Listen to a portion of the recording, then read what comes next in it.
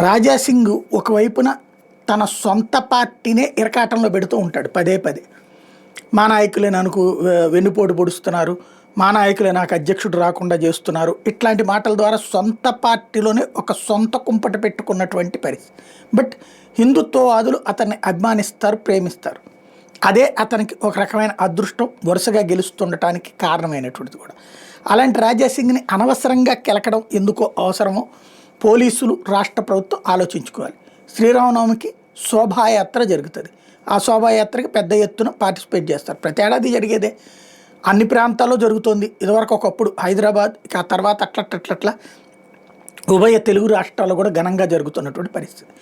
ఆ శోభాయాత్రకి తనకి పర్మిషన్ ఇవ్వలేదని, ఇవ్వకపోయినా నిర్వహిస్తానని చెప్తున్నాడు. అడ్డుకుంటే అదే ఒక వివాదం. అడ్డుకోవాల్సిన అవసరం ఉందా ఆలోచించుకోవాల్సి ఉంది.